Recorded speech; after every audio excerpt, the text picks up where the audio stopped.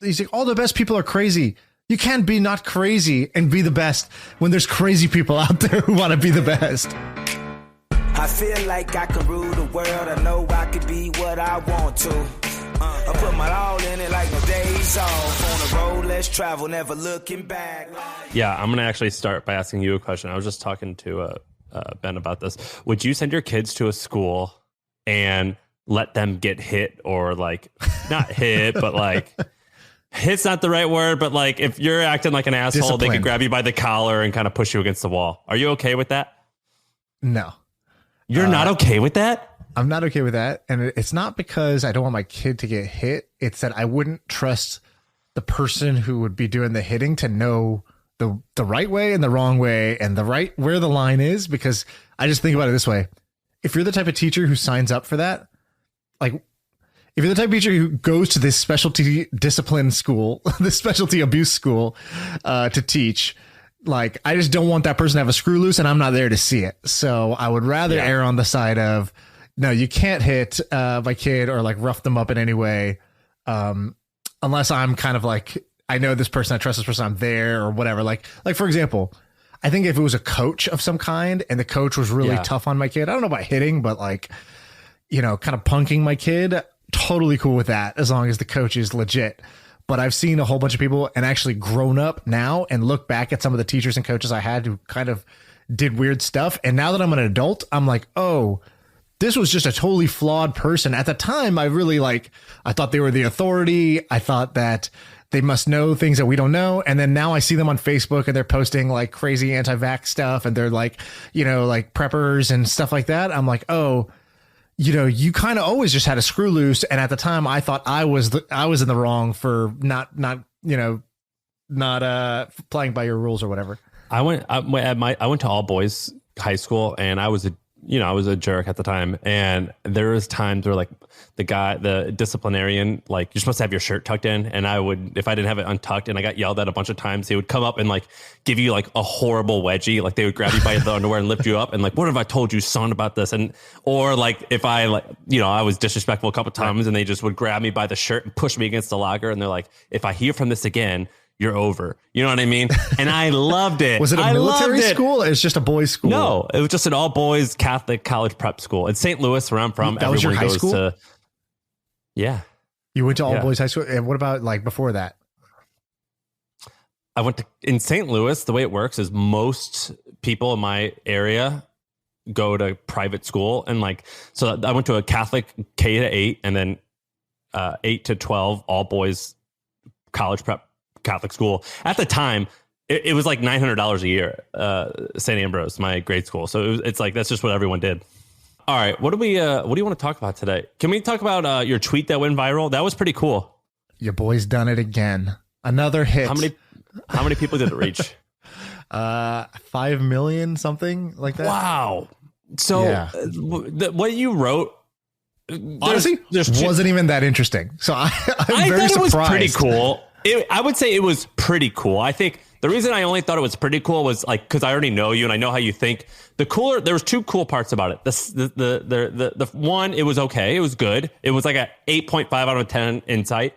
Number two, the thing that's a 10 out of 10 was the fact that you just thought of it like that you just, it was a pretty original thought, I think. And like you broke it down. That was a 10 out of 10.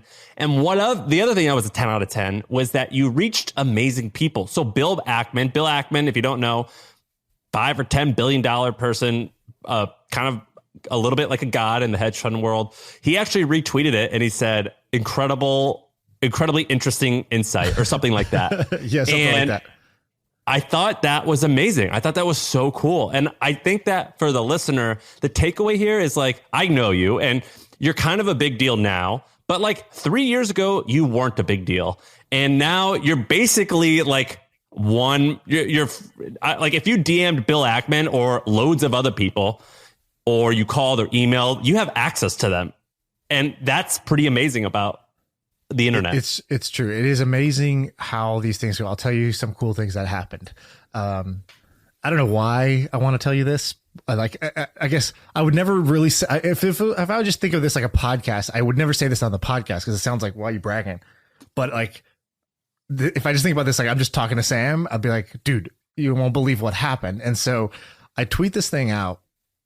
And I guess for people who don't know what it is, I guess I tweeted a thing that was like, it was about the metaverse, which is like the dorkiest term, ever. So, already I feel lame even talking about it's lame to talk about a tweet. It's lame to talk about the metaverse. I'm multiplying two lames together.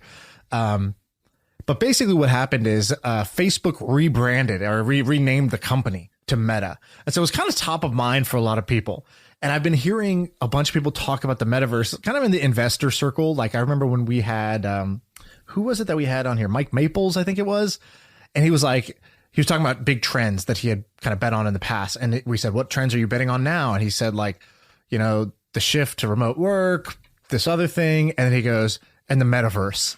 And we didn't even really talk about it on the episode, but I remember stashing that away as this pretty legit guy said he's betting on the metaverse. And I don't know what a metaverse company is. And so I just kind of stashed it away as something I should probably go look into at some point.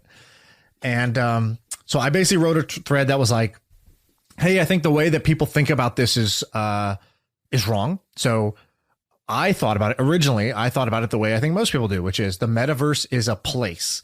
If you've ever read or watched the movie Ready Player One, it's kind of like, oh, there's a virtual world like Second Life or whatever. There's this virtual world we're all going to go live in, hang out in. It's a video game. It's like a video game life, basically. And that's what people, I think, traditionally it's just The Sims with the headset. Yeah, like you're plugged in. It's some version of the Matrix or Ready Player One, or people have these different mental models from books or movies that they've seen. And I said, I don't think it's a place. I don't think that the metaverse is just one giant Minecraft world that we're all going to go live in and hang out in and play in and work in and all that stuff. I don't think it's one company creates this game and we all go live in it.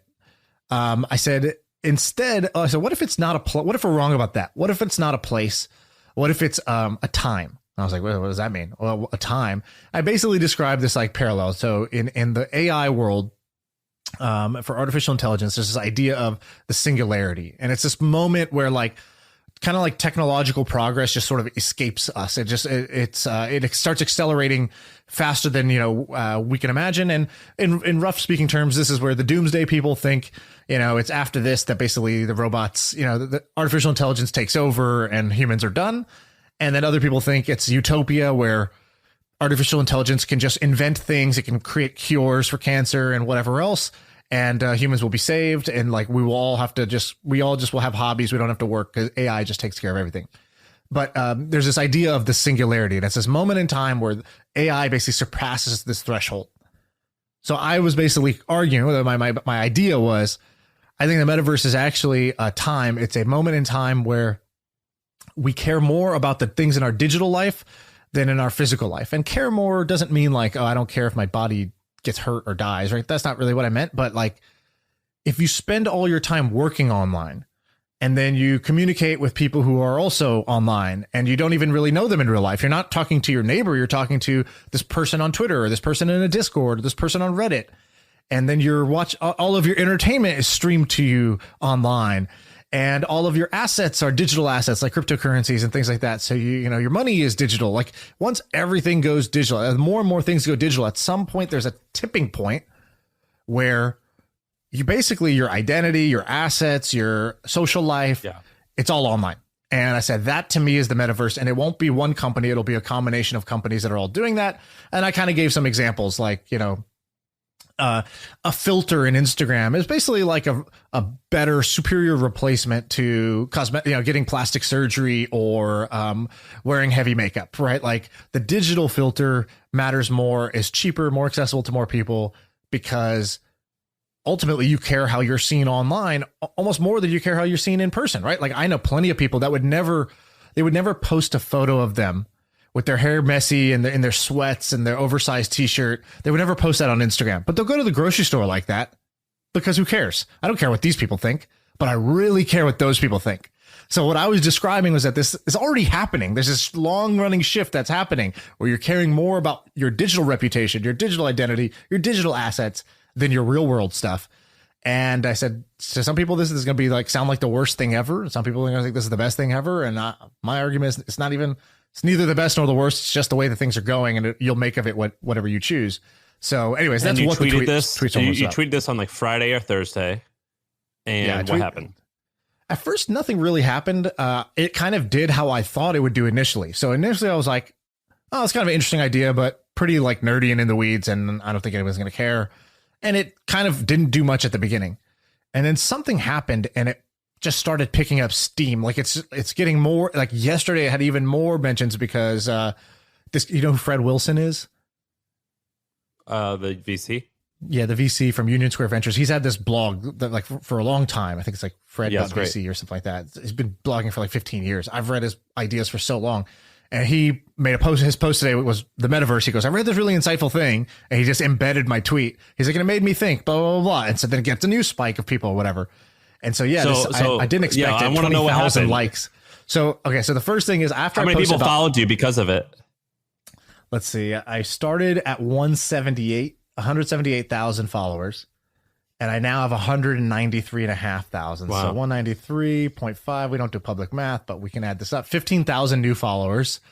The post itself has about 20,000 plus likes. But I'll tell you what was that's okay. That's the cool part. That's numbers. But here's what was fun.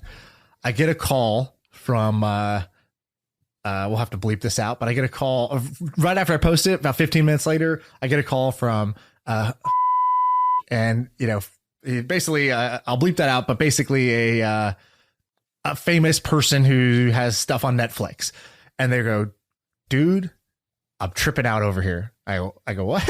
And they've never called me before. So it's not like we're friends. I did that Clubhouse thread a while back, and this person had DM'd me saying, hey, that's so on point, blah, blah, blah. And they said, hey, if I ever come to San Francisco, you know, for you know, some of my Hollywood work, then I'd love to, you know, hang out or something. And I was like, yeah, right. And, but I gave him my number. And so I get a phone call from the person, and then they say, dude, I'm tripping out over here. You know, like, it made me a little bit anxious. Like this, like, what's going to happen? Like, I think you're right, but I don't know what it means if you're right. So anyways, we have this like little conversation. So that was kind of fun. And then it starts going into, a bunch of NFL players started following, and I'm like, why would they care? And so a bunch of pro athletes followed. And so then I'm, you know, sliding into their DMs, or they're sliding into my DMs. I'm just basically, it's like clear the calendar all day. I'm just going to be answering direct messages. Cause really, because I don't know who's in here, but I know a lot of value is in here. So, professional athletes. Yeah. A bunch of people from the tech industry, which you would expect. And then anyone intriguing from the tech world. Yeah, I think Fred Wilson, I felt pretty good about, like a bunch of the Andreessen guys who had blocked me from the Clubhouse thread. Some of their partners. Well, the people who blocked me probably didn't reply. So they didn't unblock me for this, but some of the other partners messaged and said, hey, this is great. And I said, okay, I'm glad I'm not just permanently banned from your office servers. That's or whatever. Awesome. I think that's great. So this is cool stuff happens. And then, you know, the other thing is that a bunch of people, and I realized this later, which is, I thought kind of like, you know, even if you have one of these Twitter threads that goes viral, who cares? Like, ultimately, what does it lead to? It's fun, but, you know, who gives a shit? But I've seen now, months later, there was a lot of people who are like, let's say I want to go invest in a company. They're like, dude, I remember that thread. That was epic. And they're just like, you're cool, right? And you just get the stamp, because in a world where it's so noisy, there's so many people, if you do one memorable thing that people respect and like, you get in. It's like, that's the shortcut in their brain that says, okay, I like this person. Yeah, I trust this person. Yeah, they're cool. And it's like, just from that, that's not like, I wouldn't have ever predicted that. So anyways, I call these like my little serendipity engines. It's like, I put it out there in the world, and I could never predict what's going to happen. But then all these like kind of second and third order consequences end up happening, where you end up meeting somebody, going to dinner, doing a deal. Like, it's just all this weird stuff that you can't predict. So fun day when this happens, but also such a weird thing, dude. Like, I couldn't imagine, even if you told me 5 years ago, 10 years ago, like this would be a thing in my life that I would care about. I'd be like, what are you talking about? Why would I care about that? Yeah, I think it is pretty unique. And I think that I met this guy named Blake. I don't know what his name is, Blake B. but I went to Oklahoma City when I was driving through, and I had like a MFM meetup or like a Sam Parr meetup. I don't know what it was. And I hosted like 20 people for breakfast, and this guy came, and they're like, what would you tell us if we want to, I forget what the even question was. And I go, man, get on Twitter. It's where it's happening. And he's on it now. And he signed up whenever I did this thing a year ago. Now he's got like 50, 80,000 followers, 50, 70, I forget. What's his name? Blake Burge. You probably see him in like the little circle jerk. I have seen him, yeah. And he was at the meetup. He didn't even have Twitter. I go, dude, sign up right now and start posting this shit. You meet people. It's pretty amazing. Dude, you know what's crazy also? I'm pretty sure somebody sent it to Zuck, because somebody who's very close to him, like was like, yeah, this is awesome. And so I'm pretty sure that person was going to share it with him, which is kind of crazy, right? Like I watched the keynote of him talking, he gave basically a 30-minute presentation. I actually want to talk about this. So he gave a 30-minute presentation saying, we rebranded to Meta. Here's why. Here's what it's going to be like. Not just like here's new products we're going to build, but here's what the world is going to look like. Here's what life is going to look like. He gave this cool presentation. I don't know. Did you see this presentation? A little bit. It bored the fuck out of me. Oh, really? I thought it was amazing. You got bored from that? A little bit. It's literally like somebody opened the door and is like, hey, you want to see what life's going to look like in 20 years? Yeah. I just find him to be incredibly unlikable. Well, yeah, he's kind of robotic, but like, so I find it a little bit hard to watch. I definitely, there's definitely some cringe factor for sure. But the funny thing is I saw that, and then I was supposed to have this call with Ben, and Ben's like, I gotta I gotta take care of the baby real quick. I'll be online in like 25 minutes. And I was like, okay, cool. And I was like, all right, I got 25 minutes to kill. And I just watched this thing and I just tweeted it out. And to me, it was like a throwaway thing. It wasn't like a planned, drafted, edited thing. And so anyways, it's crazy how that works. But I want to talk about this, this Meta thing. So not even what he predicted or what kind of Zuck laid out, but what do you think about Facebook changing the name of the company in general? And I have kind of a theory on why, but I'd love to hear what you think. I think that if I was Facebook and I wanted to recruit the best people on earth, I would do like what I've learned running a business. And this is something that every business says is they say, like an entrepreneur of a 20-person company, you even tweeted it about Ben Levy. I just called Ben like blank, but what should I call him? So this is something that everyone says is true, but it's not, which is that titles matter. People will be like, oh, titles don't matter. Just call yourself anything. No, they're actually really important and they matter a ton, even if you're a 10-person company. If I was Zuck and I wanted to create a company where people wanted to work, which I think they're struggling to right now, I would change the name of the company and I would have a CEO of Facebook. I would have a CEO of this, a CEO of that, which means there's like a VP, there's like a president. And then I would give all these people their own kingdoms, and that's how I would continue to grow. So that's what I would do is that's exactly what Facebook did or Google. So there's a CEO of Google, there's a CEO of YouTube, a CEO of this, of that, of that, of that. And then which each CEO, there's like a hierarchy for people to climb and you got to give these people these ladders. That's why I think it's a great idea. That's on point. So basically I've heard, I will call it maybe 3 or 4 different theories. So one theory is what you made this up. Is this real? So that's one. Did I nail it? I just in kind of nerd circles, I've just heard a couple people talk about this, and I was kind of like, here's what I think it is. But let's start with let's lay out the theory. So theory 1 is it's a recruiting. Why would you do this? Right? They said it's a recruiting thing, and it's basically a mix of what you said, which is when you create a parent company, now you have like more. You created basically another level at the exec level. You created one. It's like your neck was compressed. And now it's stretched out and it's like, you just created this breathing room. So that person who's otherwise VP can now become CEO. And it's like, that might be the difference between them. Like I know, for example, the person who was head of or VP of, look up her title. CEO. Ben, look up Fiji Sumo's title. So she was in charge of Big Blue, which is the Facebook app. And there was Chris Cox before her. And they ran kind of like multiple products. They were kind of like in charge of like the suite of products. But their titles weren't CEO. It was something else. And she left and now she's the CEO of Instacart. So she like left the big ship, the $1 trillion company to go be the CEO of a maybe 10 or $20 billion company. I don't know what Instacart's valued at, but something like that. And And so now you lose that key talent. And maybe it's because you looked up and said, this guy's never going to leave. This guy was super young. He loves this shit. You know, where do I go? How do I go up? I can't go up anymore. And even the stock price, we're already at $1 trillion. What am I betting on? We go to 10 trillion. Like, I need some upside and I need some resume growth here. So that's one theory. I like that theory. I think that's true, but I wouldn't say it's the number one reason. Okay, so let's go to the other theories. Then there's the skeptical theory, which is, dude, Facebook's brand is trash. It's the Philip Morris of, Facebook equals cigarettes, and they're just trying to run away from all the bad news and all the bad branding. And so they're going to change the name. Theory.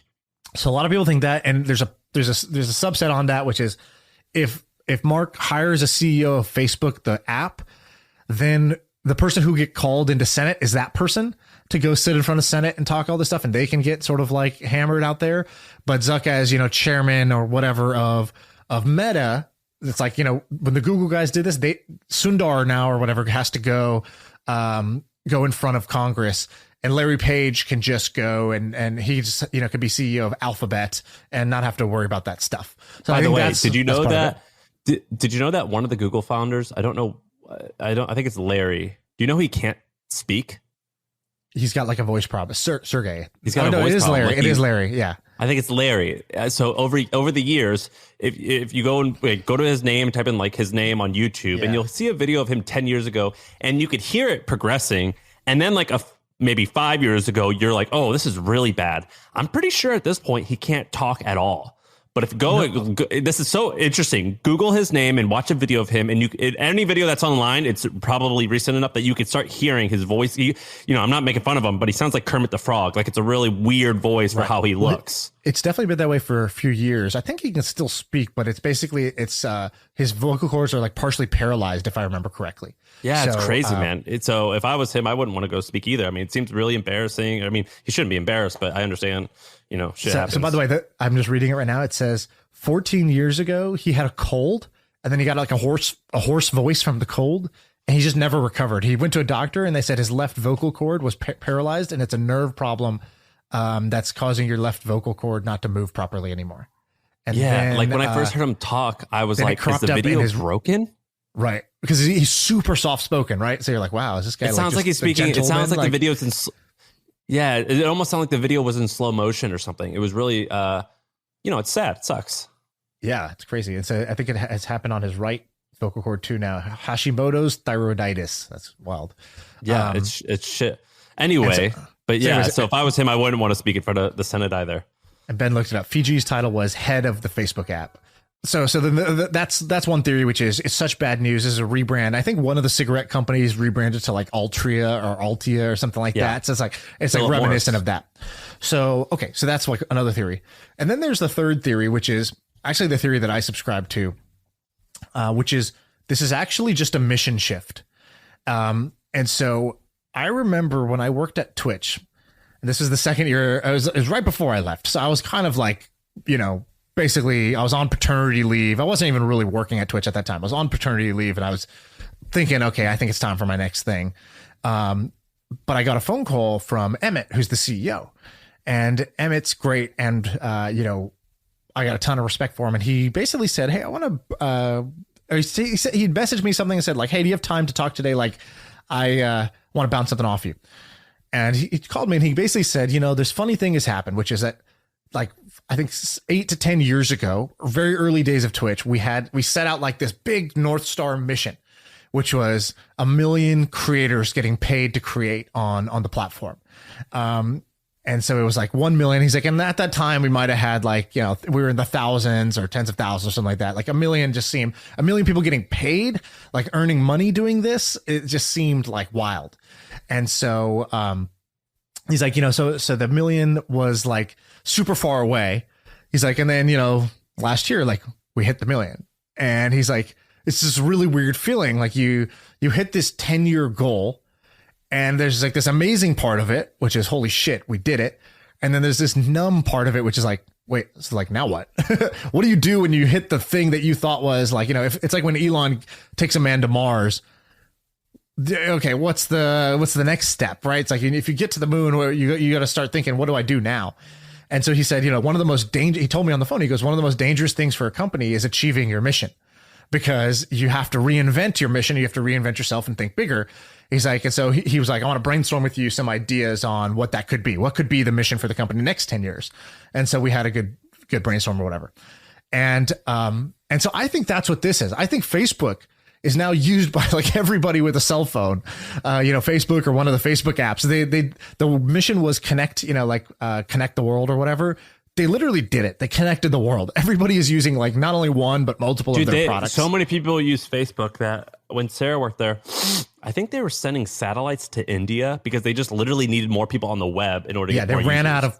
out of people with internet. And so like, dude, it's that moment where your TAM, your total addressable market, becomes your actual market share. It's insane. And so to the point where I remember once we were having lunch with Alex, the founder of Calm, and he just started cracking up. And I was like, what? He goes, I just realized. He's like, dude, think about how many Facebook accounts shut down. They churn just due to death. He's like, every day there's probably like 1 million people who just die and stop using the service.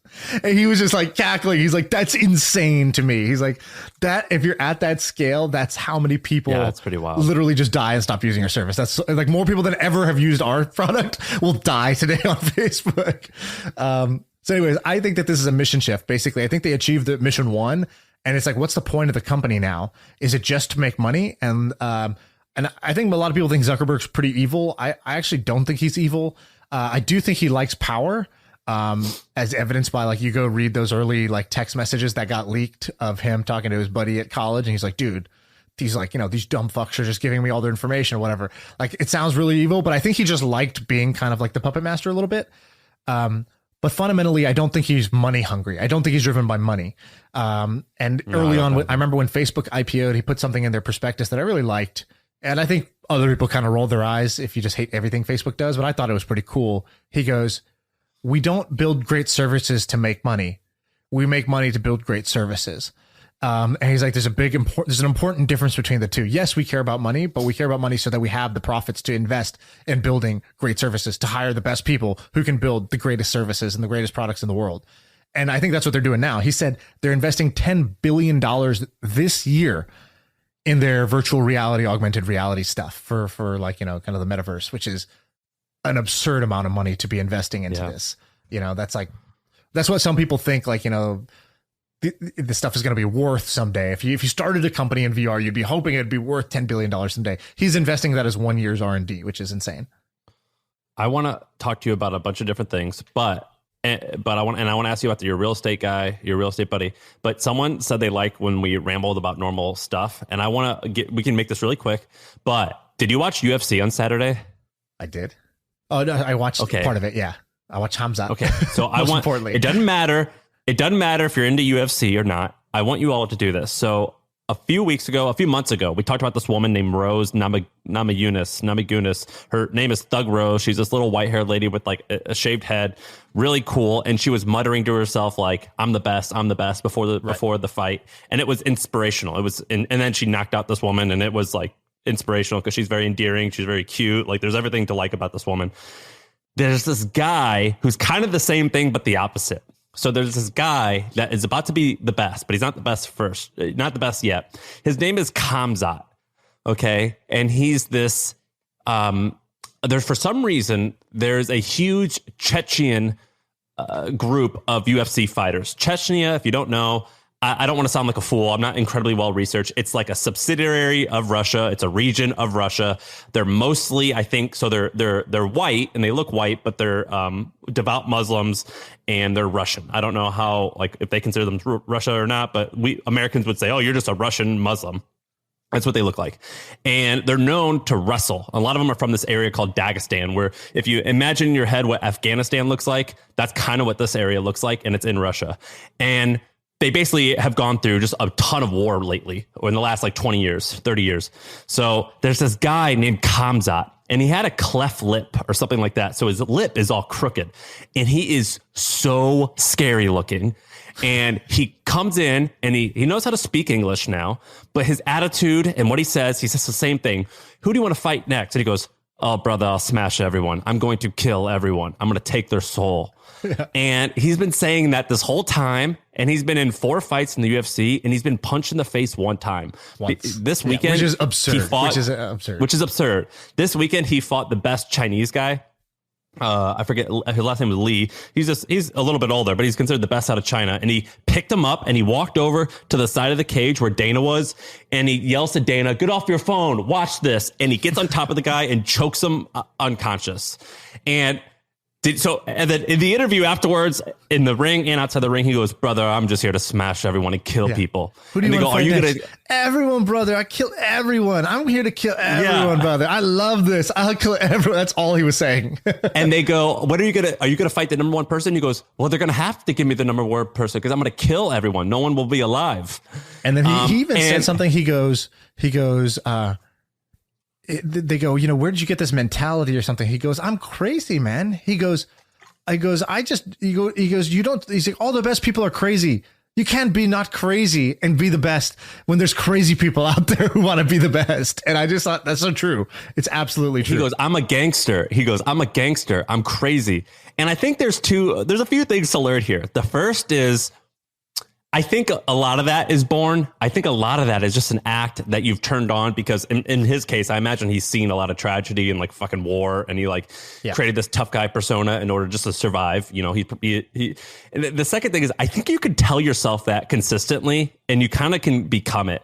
And the third thing is these guys, these Dagestani guys, and also for some reason this weekend, all Russians won. Peter Yan won. He's Russian. All these Russians, they're crushing it. They've got something in them. I don't know what this Russian attitude is that I've noticed about these guys, but it's this very quiet, although it comes out, even though he talks a lot of shit, he's still really quiet. It's this quiet, subtle confidence. And I love it. If I watch their videos over and over again, Fedor had it. They've got this quiet confidence, and I'm in love with that. I'm in love with it. Yeah, they have a tenacity that's pretty crazy. I was just browsing on TikTok, and this clip came up related that like in the NBA, most of the NBA is not like that. Like there's not many Russians in the NBA, but B, kind of silly. UFC is one of the only sports where people go and say, "I want to kill everybody." In any other sport, they don't really say that in the press conference, right? They might say it trash talk on the field when there's no microphone to pick it up, but in the UFC, they just literally say it to the reporter, and the reporter writes it down and publishes the post or whatever. And it's one of the only sports. It's one of the only sports you can't play. Right. Yeah. You can't like play it. It's like if it's like something bad's going to happen. Two cool little nuggets here. So early on, the founding story of the UFC is pretty wild. But it was started by somebody else, and then Dana White, who's currently the president of the UFC, pretty famous guy. He's like a part of the show basically. He goes to every single event. He sits cage side. He's every and they do like an event in a different place every weekend. And so this he's now a billionaire. And he's a very outspoken guy. Like, imagine the commissioner of your favorite sport. They're usually a pretty buttoned up guy, usually ex-lawyer. They just say, "We as the NFL are committed to upholding integrity," and blah, blah, blah. And Dana White will post like, "Oh, this fight's going to be awesome." And somebody in an Instagram comment will be like, "This fight sucks," or "That's too expensive for the pay-per-view."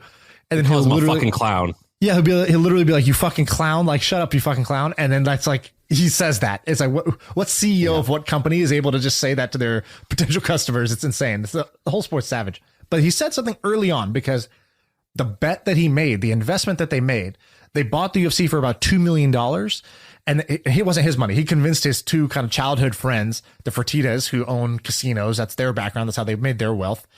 Convinced them, let's buy the UFC. And then they ended up pouring in like $50 or $60 million at a loss to keep it alive, to promote the thing. And he kept believing. They kept pouring millions and millions of dollars in.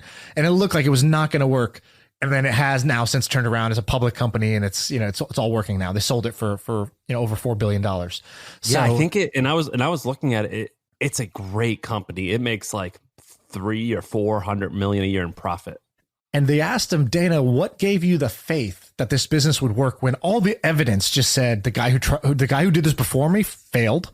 Nobody else has done this in America, and you guys are bleeding like 40, 50, 60 million dollars. Why did you continue?" He goes, "Because I get people." And he goes, "I understand humans." He goes, let's say we're out on a playground and there's a football game going on over there. There's a soccer game over here. There's a basketball court over there. People shooting hoops. And I said, oh my God, that Russian guy's fighting that Chinese guy.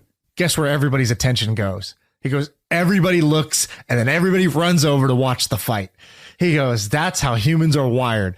You can't help but turning and looking when a fight breaks out. And that was the whole like thesis. That was the underlying psychological nugget. I loved that. That is how simple he was thinking. And he goes, and by the way, this is a sport that transcends every country. Yeah, football's huge in America. Go to the UK. Nobody cares. We have fighters who are like the pride of the UK.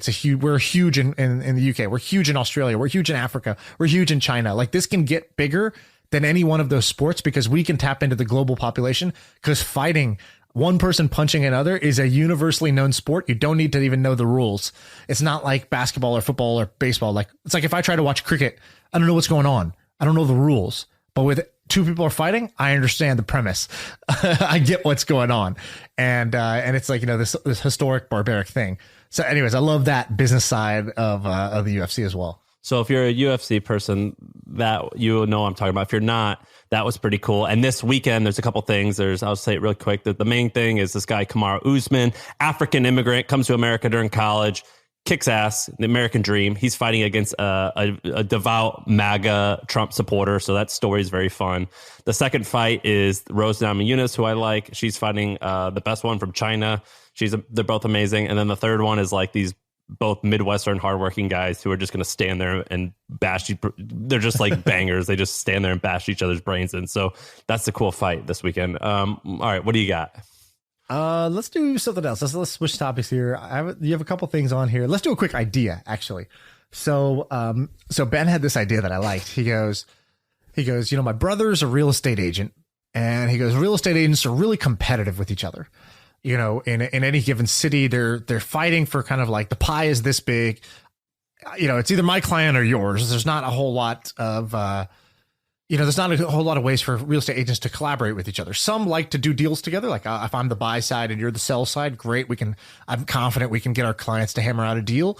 But for the most part, it's a very kind of dog eat dog world. All agents are like the sports agents, whatever.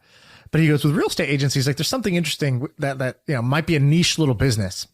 And he goes, and so I called it Real Estate Buddy, which is basically when so let's say you're a real estate agent in Florida or right now, California, you're a real estate agent in California, and a bunch of people are moving to Texas. That agent in California is not going to help you find the home in Texas, but maybe I helped you buy your California home and you don't know any agents in Texas. So what if I had basically a buddy in every state that if my client is moving there, I can pass you to them, and basically I get a share of the commission and they get a free referral, a trusted client, basically, that somebody else has put the time and energy in to build up trust. And so you could create this network of leads, basically, and partnerships across borders where there actually is a big incentive to collaborate because otherwise both sides benefit from this. Whereas normally it's extremely competitive world. So I thought that's a little interesting of a niche business. Maybe something like that exists. I'm not super deep in that world. But have you ever, cool. Have you used BiggerPockets? Like to learn, you mean? Yeah. Do you know what BiggerPockets is? It's like a real estate kind of like media company. It's like a forum plus podcast. Yeah, it's a place to go learn about buying real estate. I think that could be potentially a huge business. I don't think it is huge, but I bet it could be. So if you look at the reason I see them all the time is when we look at our podcast rankings, we're like on a good week, we'll be like 10, 11, 12, 13, 14, 15 in the big business categories. On a bad week, we'll be 40, 50. And BiggerPockets is like always number 3. And then they have another one that's like number 6. And they got another one that's like number 11. Like they're always in the top 10 most listened podcasts. BiggerPockets has 3 or 4 of them. And then they got this forum that costs, well, it's free, but you could sign up and get extra stuff. I'm a $300 a year paying member. And I think what these guys are doing is they're like built this business, a media arm or whatever. And then they just use all of their cash flow to go and buy more real estate. It's an amazing company. I love BiggerPockets. I think if you want to build a community, this is the company, like, and make money from it. This style, and you want to do it like with this style where you get a lot of people. These guys are 100. This is the model. This is the perfect model on how to do it. Yeah, that's actually a great point because BiggerPockets has existed for a while and it's always been important. The main guy, I think Joshua Josh Dorkin or something is his name. He sold it at some point. So I think I don't know who owns it now. Let me see if I can find out. So basically he sold the thing, not for a ton, if I remember correctly. McCarthy Capital Not a good thing Partners. to sell. He sold it to PE. And this is such a valuable property. So it was just like a forum. Yeah. And I don't know the full story. I mean, he could raise, this is like AngelList. He could raise like a massive fund. Yeah, exactly. And so I think he had like there was some story like he had like a medical emergency for his kid or something, so he had to take time off, and then he ended up selling it. I don't know how it all went down, but I think you could compete with this. I think you could build a better, BiggerPockets. It would be hard. I'm not saying it's easy, but I think that they would be extremely valuable. And if you're gonna build a community or a media company in any niche, this is one that I would bet on, because if you're not going to go for something new and sexy like crypto or whatever, this is where a lot of money is to be made. And there's always a new batch of people that want to learn about making money in real estate, how to buy real estate. So there's always a new group of people who are looking to learn, connect, blah, blah, blah. And maybe BiggerPockets is pretty like established with its crew, but who's number two? If I just said who's number two behind BiggerPockets, certainly there is somebody, but I don't think it's as household of a name right now. And I wonder if you could take some other angle and do it. By the way, can you talk? Dude, let me tell you about something let me talk about something real quick. Something that you've never, maybe you're about to say what I'm going to say. Something that's not a household name and is huge in our little world. There's this group. It's a guy or a group of guys called Gaingels. This is exactly what I was going to ask you about. Okay, I've got to tell you, I'm getting dinner with these guys tonight. Okay, so Gaingels, no offense, Gaingels. I think you guys are wonderful. I've met you. It's a really weird name at first. So I guess it's not spelled this way. I guess it just means gay angel. Okay, so it's this, I think it's one person who started it. Lorenzo, I think his name is. He's gay, I guess, based off of doing some research on him. And I think he was a successful entrepreneur. I'm meeting him tonight, so I don't know his whole background, but he started this group called Gaingels. And I believe it was an email list of gay. Well, give the headline first. Why is this interesting? And then give the background. Yeah, you're right. So it's this group of people. Or it's this guy who's got this. It's not a fund, but it's like a investment group. And this year alone, the rumor is that they're going to invest around $400 to $500 million. And previously, they've invested collectively over the past few years like $300 million. So like next year, 2 years, their total investment is going to be like $1 billion, which is basically like a $3 billion fund, kind of like that you invest. If you have a $3 billion fund, I would imagine you invest that over 5 years. So like that's like the numbers we're talking here. And basically the way it works, like a very large, this is startup investing. So this is like a very large technology fund that I have never heard of. One of the bigger. And it seems like a niche fringe thing. It's like, oh, that's cool. Like an LGBTQ fund. What do you have? Like a $2 million fund and you're investing in, some cool companies. It's like, no, how are they getting $400 million in a year to deploy? And then how are they deploying this? I don't think they get this. I don't think they get any money. If you Google, it's spelled Gaingels, like Gain, like Gain, and then Joels, Gaingels.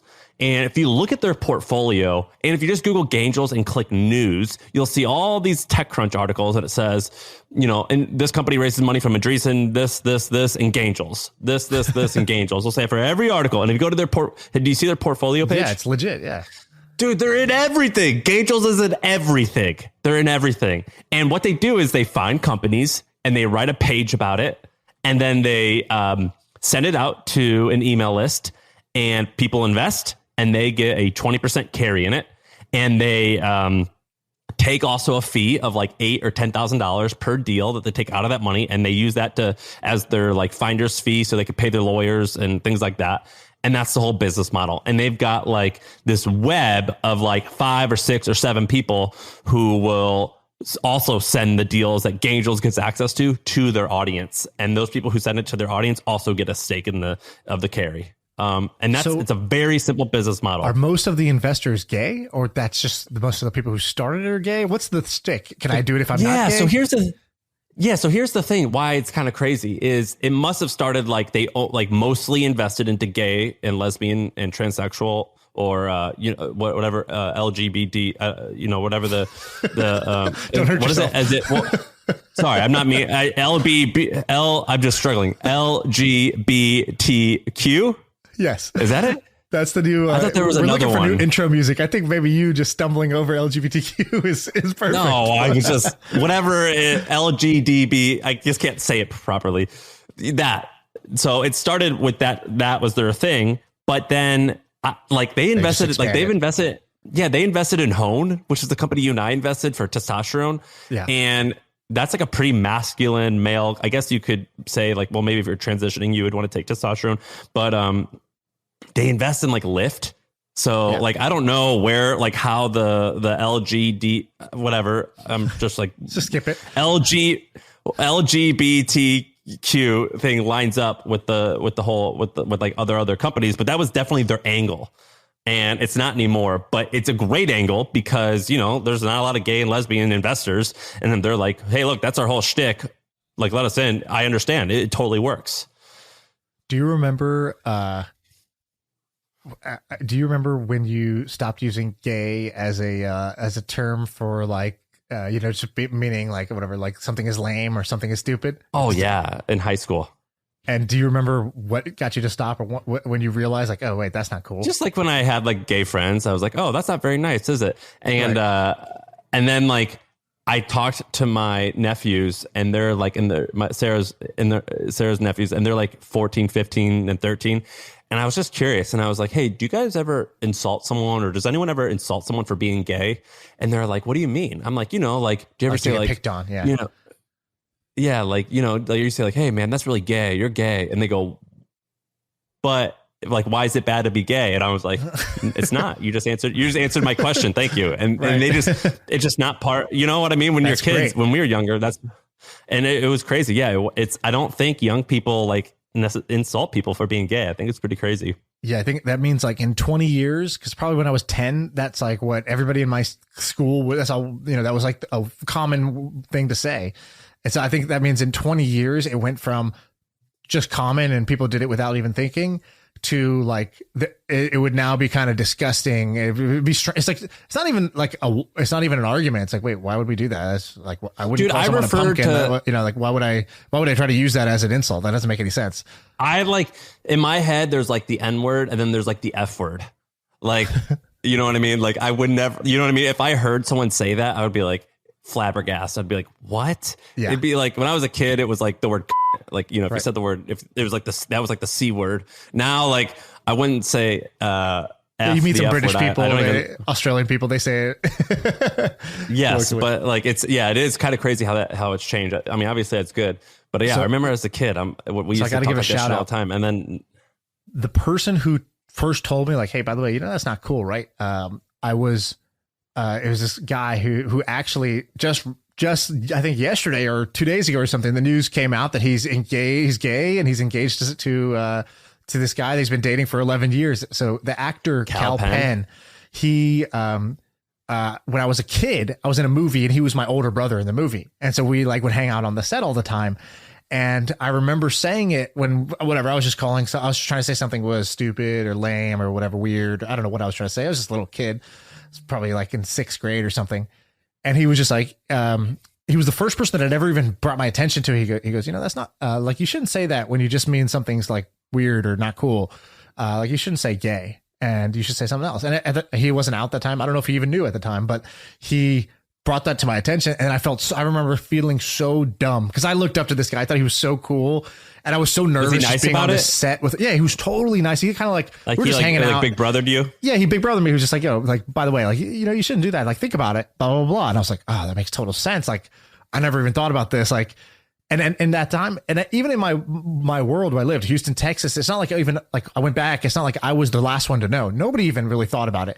But he was like in Hollywood. Yeah. And I think it was like, people on the West Coast people on the coast tend to be like a little more like kind of forward and liberal and progressive with that type of stuff. So I remember hearing that and being like, oh man, I just made a fool of myself. And like, yeah, that's silly. I don't know why I do that. And I just stopped after that. And so it came full circle yesterday. But anyways, we can do another topic. What else you got? All right, let's do one more. All right, I'm going to tell you about, actually, do you have one you want to do? You want me to go? Let's do this one that's about companies. So I had this idea. I don't even know what it is, but I was reading that Tesla was doing something called GigaFest. Do you know what GigaFest is? Yes. So basically, if I remember correctly, a lot of people, like liberal media, got angry because they're like, Tesla's throwing a festival during a pandemic. But basically, they rented out a town in Germany and they're doing like a conference or a festival. And like, what's happening at it? Is it like drinking and music, or is it like car technical stuff? Do you know? I have no idea. So, okay, honestly, it doesn't even matter what it was. I just saw the name and I thought, oh man, Tesla's doing another smart thing. Like, they basically took Oktoberfest and they just rebranded it for their thing. And I assumed it's going to be some combination of like fun as well as like, between music and food and drinks and all that, as well as like, things that are relevant to, building cool cars and then recruiting talent and just building the brand and having people have a great experience with the brand. And I started thinking, why don't more companies do this? And at first I thought, well, certainly they're not the only ones. And I started thinking about other examples of this. So there's like the Macy's Day Parade, which I don't even know like how that got invented. I don't know the backstory, but since I was a kid, I remember that there's always the Macy's Day Parade on TV. And it's like, why did Macy's get in on that? Or we've talked about Michelin star restaurants, right? Michelin tires, the tire company basically inventing a food restaurant ranking system so that you would have a reason to go drive, far out places to go try these amazing restaurants. They created demand for driving long distances through the Michelin star, and they just got their name in all that. And there's the Forbes 30 under 30 list. And then there's like in San Francisco every year, if you live in San Francisco, Dreamforce. It's this like full, like kind of it shuts down half the city, and there's sort of like a parade, and there's like big bands like U2 come and perform, but it's like for the most boring thing, it's like a sales CRM. Dude, do you want to know why more people don't do this? Yeah, I think a lot of people actually try, and it just doesn't work. All right, so the Fortune 500. Fortune 500 that basically just means the top 500 companies in the world. At this point, do you even think Fortune 500 means Fortune magazine? No, right. Sometimes it does overtake the brand. Like Michelin star means more to me than Michelin tires. Have you ever shopped at a Macy's?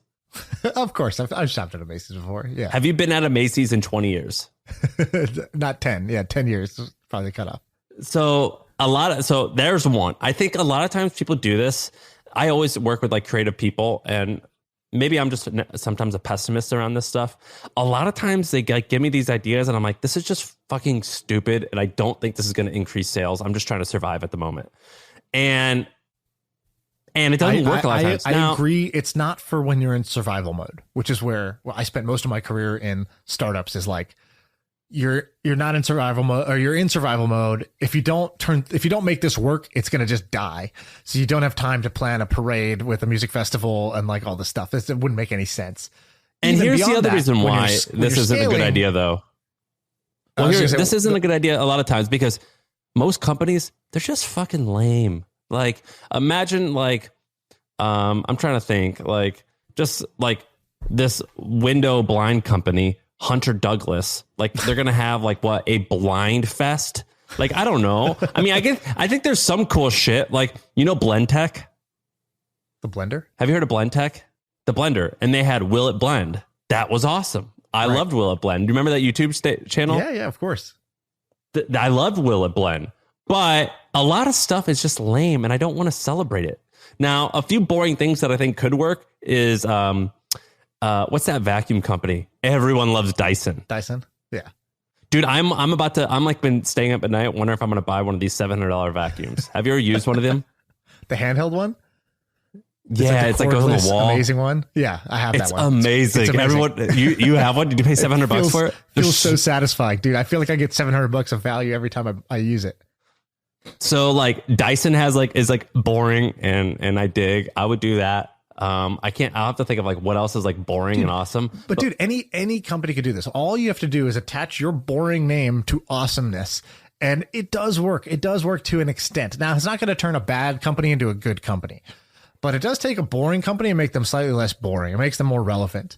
And in general, I just feel like those same dollars just go further. So like I see so many dumb billboards or just like useless events or useless like ads, on all over the internet. And I just sort of think, man, for like $200,000, you can throw like a whole music festival. You could do like some amazing things with $200,000, and that's what they'll spend. Yeah, but I don't want to go to like Florox or Clorox bleach and Imagine Dragons. Like, I just don't give a shit.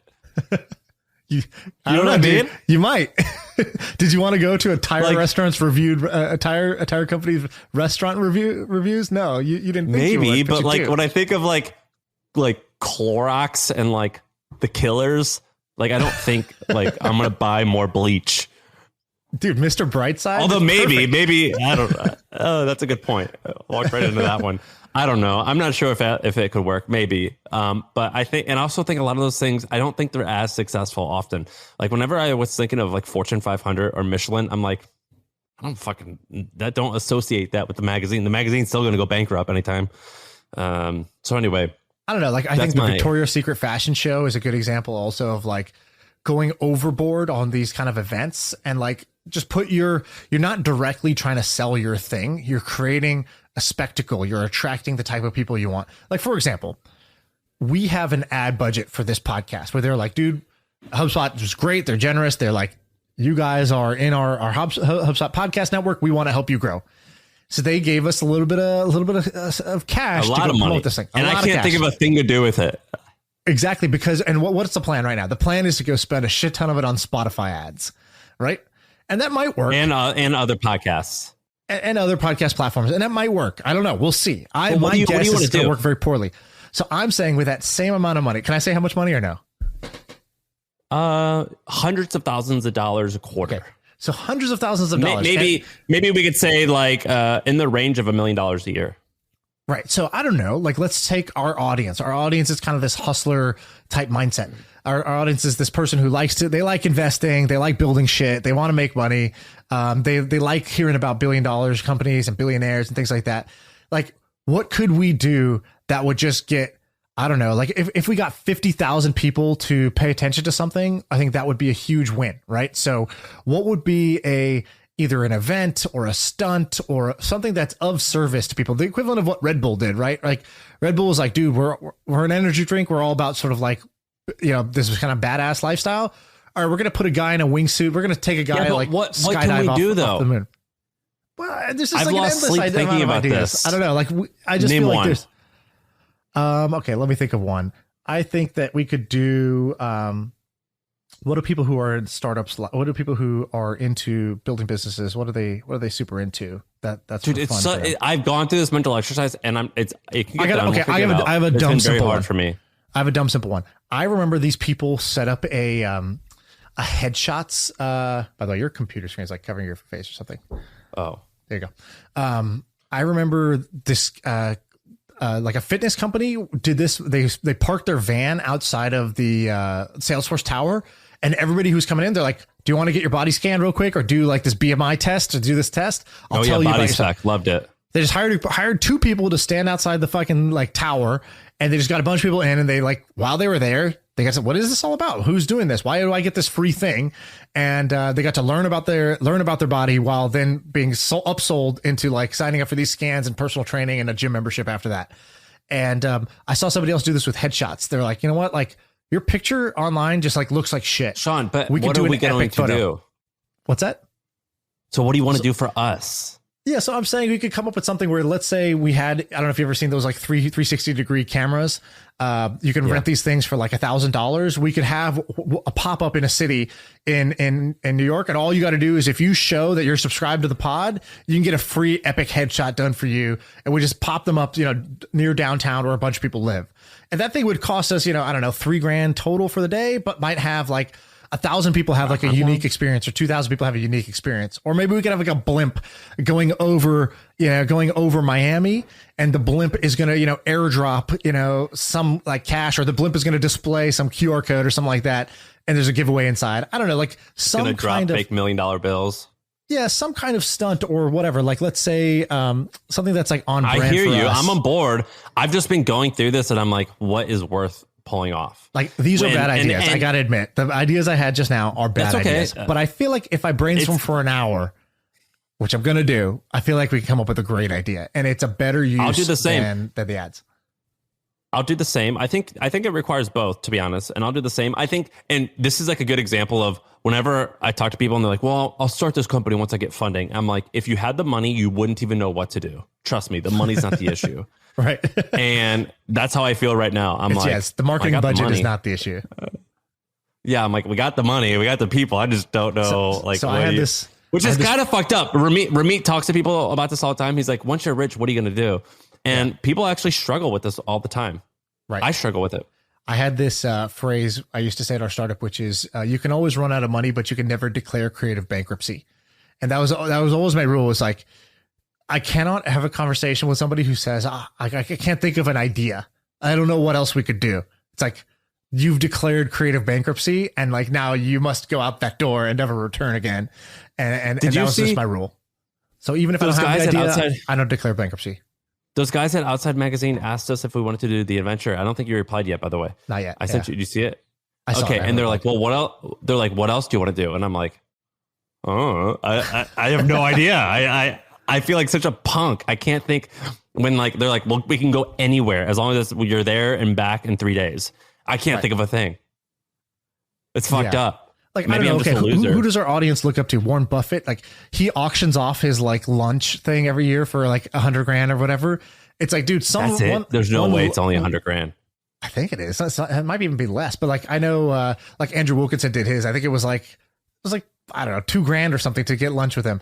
You know how many people would want to do that? Like, we could just host these. We could get people to like come and be able to hang out, have a lunch with Chamath or something like that. We could do a giveaway that is, we spend the money here, but then we dangle that in front of people in order to get them interested and excited about what we're doing. Now, those are kind of disconnected to what we're doing, but I refuse to declare creative bankruptcy is my answer. We just got to think about it, because it's been bothering me as well, where I'm like, what should we do? Because if you're listening to this, imagine this. We have hundreds of thousands of dollars of budget, and we want a whole bunch more people to subscribe to the podcast and just get down with the mission. Like, realize that there's a cool podcast out there that they might like. The reason you like it, there's a whole bunch of other people that would like it for that same exact reason. They just don't listen to it yet. They never heard it. They don't know that they should try it. And so how would you turn hundreds of thousands of dollars into hundreds of thousands of subscribers is the question. And so, you know, if you have ideas, obviously my ideas kind of suck. Sam's refusing to have an idea right now. So we need ideas. Ben, what do you think we should do? This is like the teacher calls on you in the worst possible moment. No. This is good, because I was actually talking about this morning with Darren and Jonathan. But it's hard, right? Well, so here's one idea that we had. Was we had this TikTok go not viral, but it did well on TikTok. Do you see that, Shaan? No, what was it? It was a Rob Dyrdek thing. What's his name? Jacob like texted me on Saturday night, and he was like, hey, I made this and posted it on TikTok, got like 100,000 views. Yeah. Nice. Which is like good. So what we were saying is, what if we just put up $10,000 or $20,000 and just said, hey, we're going to put out the video files from My First Million. Anyone can access the raw video files.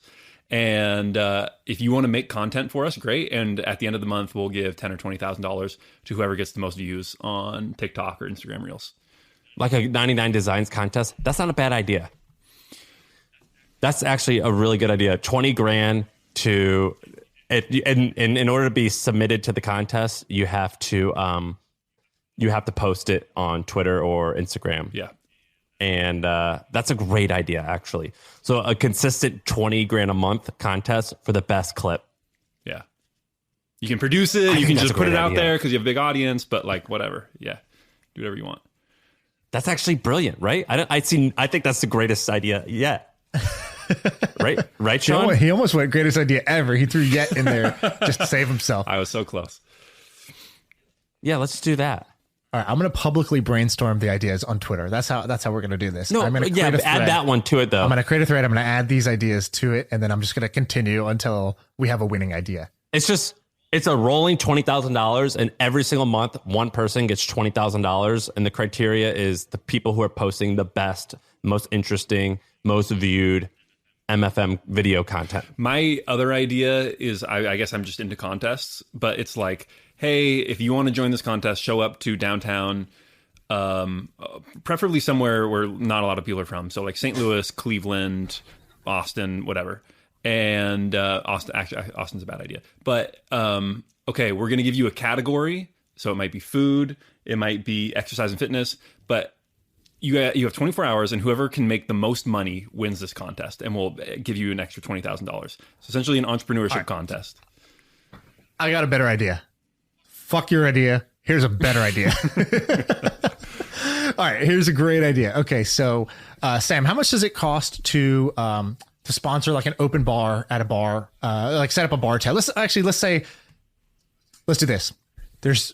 We pick 10 cities around the country, and we say, hey, in these 10 cities, if you're one of us, there is a place where you can go and you can hang out with other people who are like that, like us at the bar, like our crowd. You could do a lot of drinks for $3,000. Yeah, exactly. We're going to put up $1,500, and we're going to do this in 10 cities, and we're going to do this every Friday for the next, let's call it 3 months or whatever. It's like, the Winterfest. And we say, great, we're going to do that. So we're going to do that 12 times. That's $180,000. But basically you've created and all you have to do to get to redeem your free drink, to redeem a drink, is you just got to show you're subscribed to the pod, show a bartender, boom, you get it. We just we have cool bars. So like whatever's like your favorite bar in Austin, your favorite bar in New York, your favorite bar in San Francisco, whatever. And we just make that our little watering hole, and people who are into our shit can go and hang out there. And it's not that it's like the biggest mass idea, but the spark that would come from a bunch of people, a bunch of our fans getting to know each other, hanging out, having drinks, bringing their friends.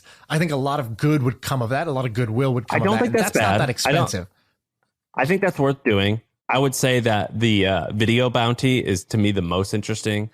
I think that's like wildly interesting. Yeah, bars, that's not a bad idea. I've done that for years and years on all types of stuff. It worked really well for Product Hunt. It worked well for us. It works. What have you done in that? Well, like for the Hustle, we've done meetups forever. And then when I started my roommate business, we had meetups every single week for like 2 years. And so it was basically anyone who's ever looking for a roommate, you come that day and we'll have a party with like 150 people who are also looking for housing. Right. And in order to come, you got to download our app. And another one that does this. By the way, it's like physically hard. I remember being like, I was like exhausted all the time. Yeah, for sure. I remember this agency reached out, and they had emailed us before, being like, "Hey, we're a creative ad agency." It's like, into the trash pile. Like, I don't know you. This is just some outbound sales thing. Whatever. I don't care. And one reached out, and they sent a package with invites. They sent us like a physical mail to our office.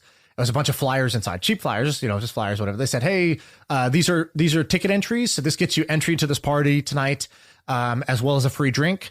We rented out Butter, this bar in San Francisco that's like pretty famous. And they go, we're having a meme battle tonight. It's like a rap battle, but for memes. And we were like, what? And basically, they got and then they would email the office manager and they'd say, hey, did you get our package? We sent over a bunch of invites. Make sure that people know that's for you guys. You guys can come and get, free drink, and it's great. Send 5 or 6 people to have a great time and happy hour today. And so all I did was an email and a flyer. They sent that. And then I went there, and it was basically like they had rented out the bar. It was a Tuesday night. So like the bar was like, yeah, sure. It's all yours. Go ahead. And they basically had a projector on the screen, and they had a guy dressed up as a cat and a person dressed up as a dog. And they would go, it was the battle was, it was a 5-round battle. And basically one would show a funny video clip, like a TikTok length thing. And then the other person would show it. And then the crowd had like little handles where they could vote for the dog or the cat, like whose was funnier. And it would go 5 rounds, and then the winner would win at the end. And that was it. It's just silly. And then the whole shtick was the guy would come on at the end. He'd be like, hey, by the way, that third one, that was actually a viral video we made. We're Rubber Republic. We make amazing viral videos. 8 out of 10 videos we do get over 1 million views. Like, we're good at this shit. We've done it for these companies. Enjoy yourselves tonight. And if any of you guys ever want to have a video go viral, come find me or the guy dressed up as the cat. And I was like, and we worked with them. We did a video with them. It got over 1 million views. And it was all. Was that the one where you talked about drawing dicks all over Bebo? Yeah, exactly. That was great.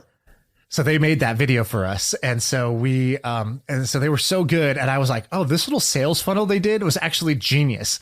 That's pretty good. You know, because one client to them is worth tens of thousands of dollars. So, you know, renting out this bar and inviting people from these 20 companies and just hoping one of them ends up with you as a client is a great way to go.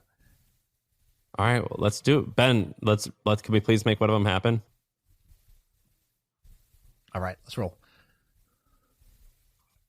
Yeah, I mean, you tell me money bags, but yeah, we'll work on it. You're fired. Yeah, down. Let's do it. All right, let's